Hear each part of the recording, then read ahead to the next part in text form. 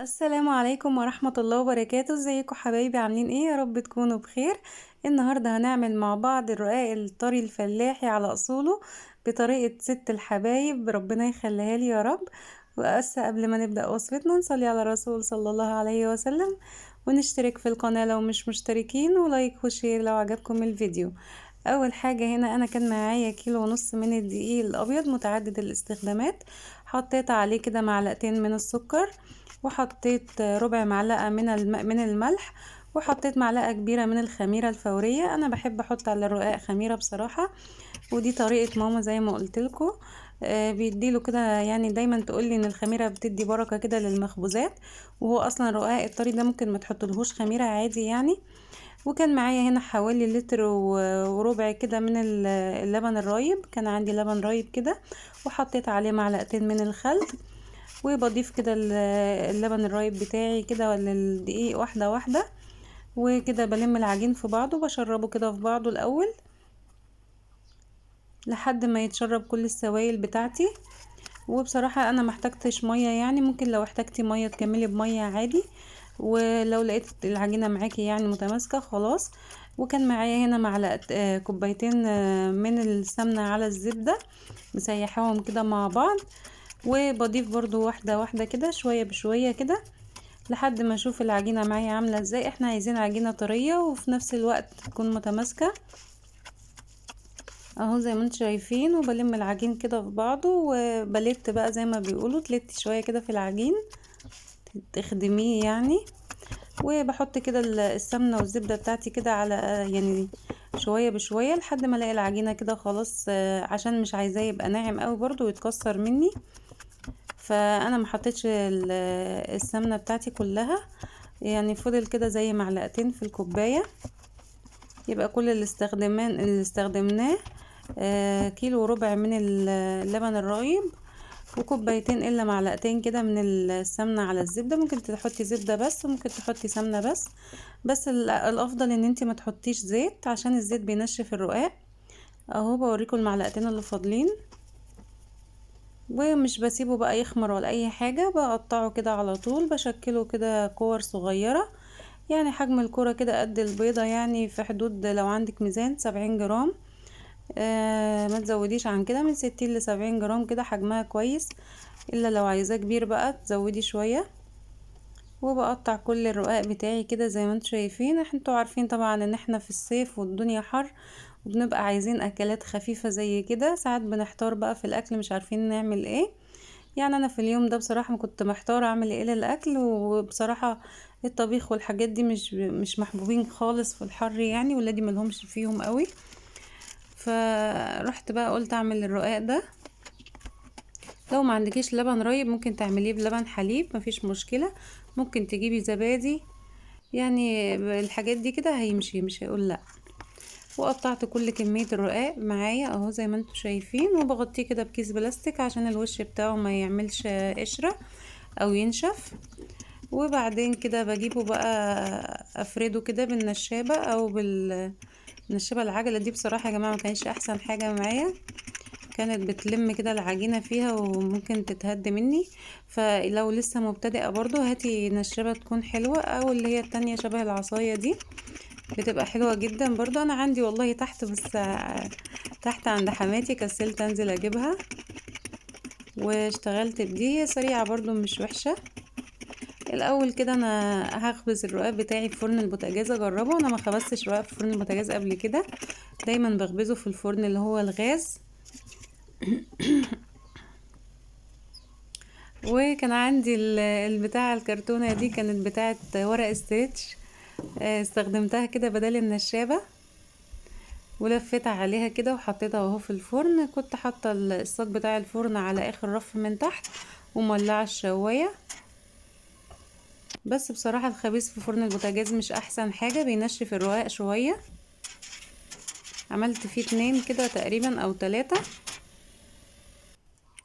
قلت اجربه يعني. وبعد ما بطلعه على طول بخرجه احطه على فوطة ناشفة، واغطيه كده بكيس بلاستيك عشان يطرى على بعضه. واهو بفرد كمان واحدة معاكم عشان تشوفوا.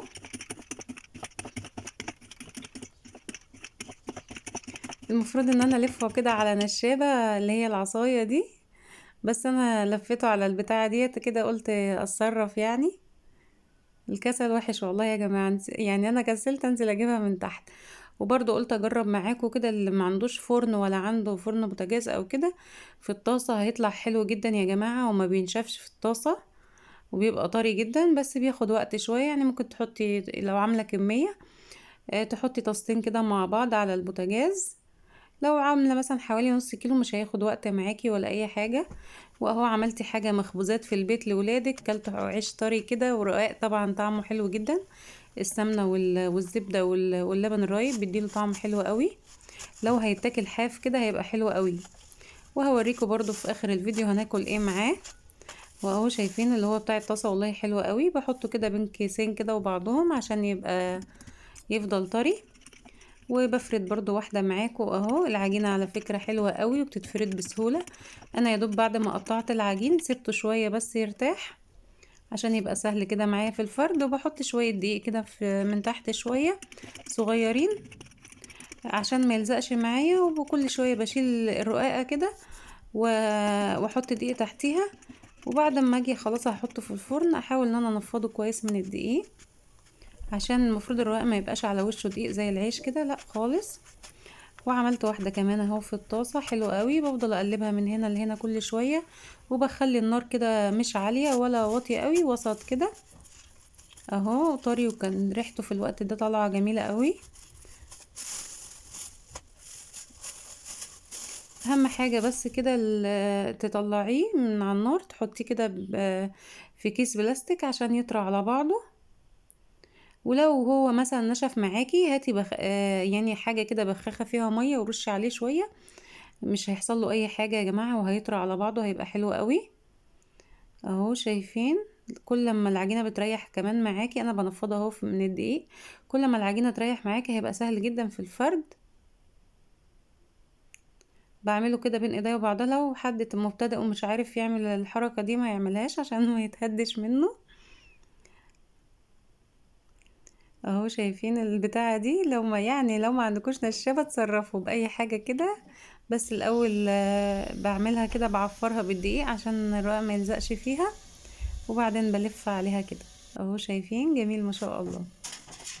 وهنزل بقى اكمل باقي الكمية دي تحت. حماتي ندهت عليا وقالت لي تعالي اعمله معاكي هنا. انا عندي فرن غاز تحت في المنور في شقة حماتي، فبصراحة هو ده احسن حاجة لخبيز اي مخبوزات يعني. وبعديه على طول الطاسة اللي على البوتاجاز، شايفين طالع حلو ازاي وبينتفخ ازاي، جميل قوي.